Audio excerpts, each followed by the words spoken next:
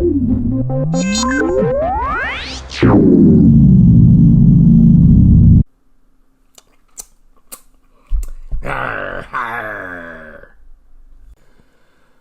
to McNulty's Book Corral. I'm your host, Thomas McNulty, and today, as you saw from that little hammy bit in the beginning there, we're talking about Robert Louis Stevenson, one of my favorite writers, and here we go. Here is Treasure Island, one of the all-time great novels, and of course it's a pirate story on top of just being a great novel, and one of my favorites, which I first encountered many years ago. One of the perennial bestsellers in the world of publishing. It's never out of print. Truly a great book. If you haven't read Treasure Island, or if you have young readers in your house, you should get a copy of Treasure Island. Easily found if you can find a bookstore. Barnes & Noble usually has discounted special editions available. If you can find a Barnes & Noble, there are no bookstores where I live any longer, which is really a shame, but you can find it on Amazon, obviously. So there you go.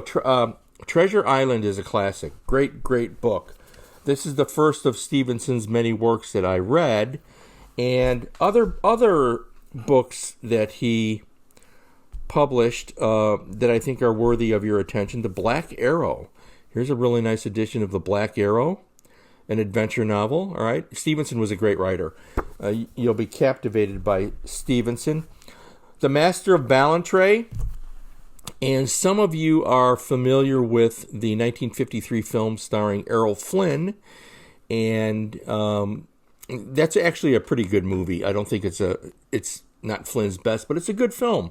The opening shot of The Master of Ballantrae is an aerial shot of Eilean Donan Castle in Scotland, which I visited. My wife and I visited Scotland last year, and we saw some of these locations that Stevenson wrote about. He was obviously born in Edinburgh and took off from there.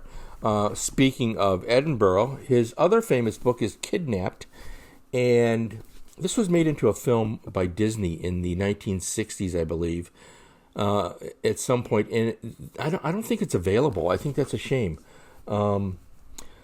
So this is the 1938 Heritage edition of Kidnapped, by the way. And the reason I like this edition is because the end papers have a map of Scotland in the Highlands in it, which follows the adventures of David Balfour from Edinburgh up through the Highlands near the Isle of Skye and so forth. And my wife and I and my sister-in-law traveled part of this route when we were in Scotland. And this is beautiful country, so you can actually go to Scotland and follow the route of David Balfour from the classic adventure novel Kidnapped. Great material. This is, of course, by far not all that Robert Louis Stevenson wrote. He wrote many books.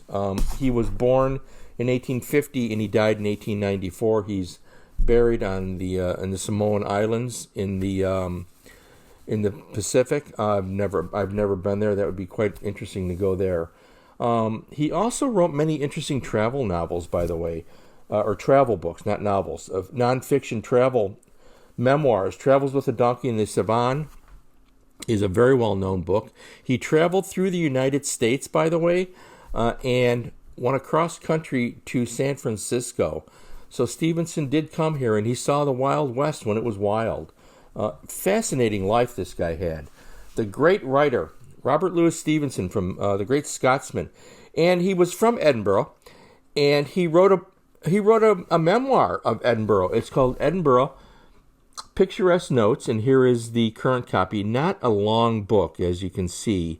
It is really thin, and this is his view of Edinburgh, which is fascinating to read.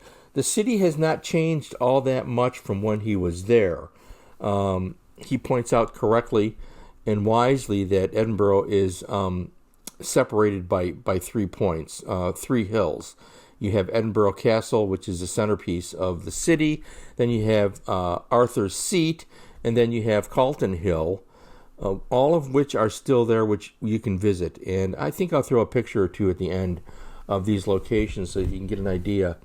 of what this great Scottish writer did and where he lived. Here's a picture of Stevenson on the back. I'll put another photo of Stevenson at the end of the video so you can see him.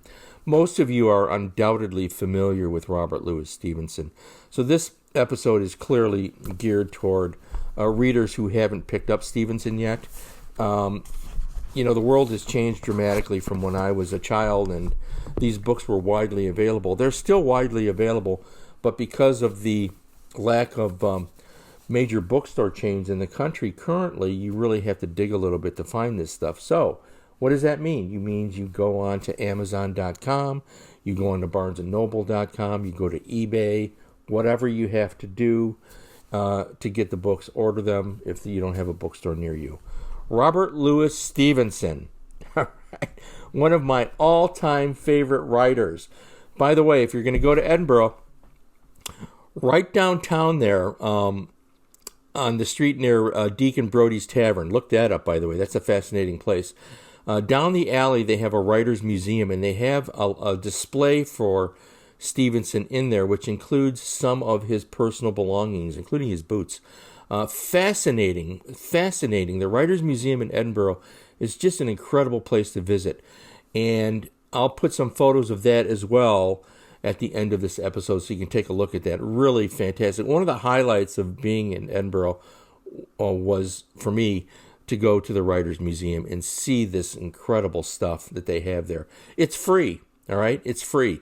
You just look it up, find it. It's right there around the corner from Deacon Brodie's Tavern, just down the hill on the street from the entrance to Edinburgh Castle. Anyways, I'll leave you to look that stuff up when you get there and have fun with it. As always, thank you for checking in. Stay well, stay happy, feed your brain, and read a book by Robert Louis Stevenson.